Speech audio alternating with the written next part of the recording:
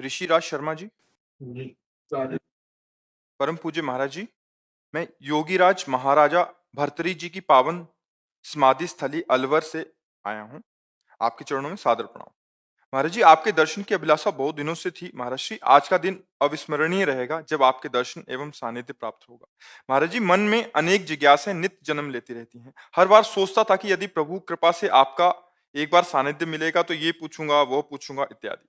किंतु आज जब वो ये सुअवसर आया है तो जैसे सभी प्रश्न और जिज्ञासाएं विस्मृत सी हो गई हैं और मैं बिल्कुल शून्य मन मस्तिष्क का अनुभव कर रहा हूँ।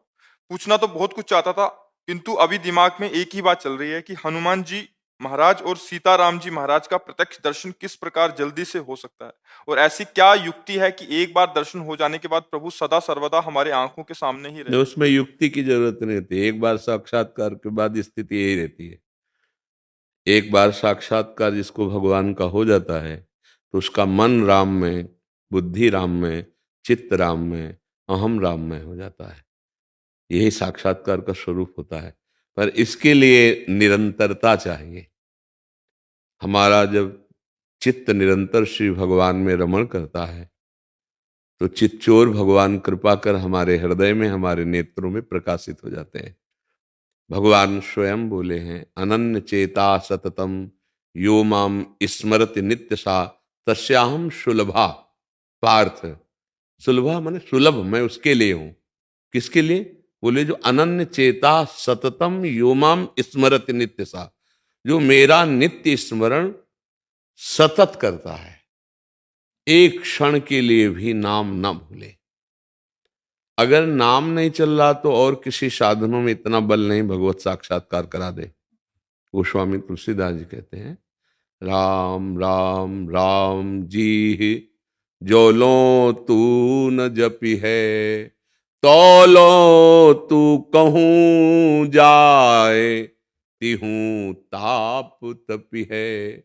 सुरसर तीर बिन नीर दुख पाई है, सुर तरु तरे तो ही दारिद सताई है।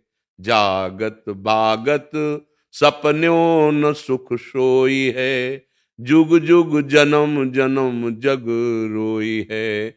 छूटी वे के जतन विशेष बांधे जाए गो, हुए है विश्व भोजन जो सुधा सानी खाए गो। राम राम राम जी जो लो तू न जपी है, तौलो तू कहूँ जाए, तिहूँ ताप तपी है। गोस्वामी जी का अनुभव है, जब तक निरंतर नाम नहीं जप करोगे तो कहीं भी चले जाओ, छूटने का जितना प्रयास करोगे उतना बंधते चले जाओगे। भगवान नाम जप भगवान का साक्षात्कार कराने वाला है। जैसे भगवान को मानो पतंग और नाम को मानो डोरी। और नाम रूपी डोरी खींचते जाओ तो जितना खींचोगे उतना ही पतंग नजदीक आती जाएगी।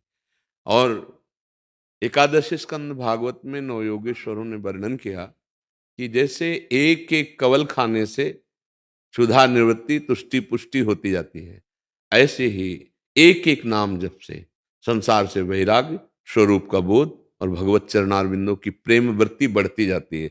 पर जैसे बहुत दिनों का भूखा हो, दो चार कवल में आग ही लगेगी, समझ में नहीं आएगा। पर वो अपना काम कर रहा है, भूख मिटा रहा है, पर जब वो आधा पेट होगा तब उसे समझ में आएगा। ऐसे ही हम जैसे थोड़ा नाम जप कर लें तो और आग बढ़ती है, यद्यपि वो काम कर रहा है, पर समझ में तब आएगा जब 24 घंटे में कम से कम 12 घंटे भजन होने लगे, तब आपको स्वाद समझ में आएगा। और कहीं निरंतर भजन होने लगा तो भगवत साक्षात्कार हो जाएगा। भजन ही साधन है जिससे भगवान की प्राप्ति होती है। गोस्वामी जी कह रहे हैं, मैं भगवान शंकर को साक्षी करके कहता हूं, मेरी जीभ गल जाए जो थोड़ा भी मिथ्या बोलूं। मेरे माई बाप, मुझे जो कुछ प्राप्त हुआ रा और माँ इन्हीं से प्राप्त हुआ है। गोस्वामी जी कह रहे हैं, बस हमको महापुरुषों की बात समझनी है। भगवत साक्षात्कार कैसे होता है? प्रभु को अपना मानकर निरंतर नाम जपने से होता है। बिगड़ी जन्म अनेक की अबहीं सुधरे आज, होई राम को नाम जप तुलसी तज कुसुमाद। गंदे आचरणों का त्याग करके नाम जप करते हुए भगवान से अपनापन वो कृपा करके हमारे नेत्रों में झलकने लगते हैं, हमारे हृदय में प्रकाशित हो जाते हैं।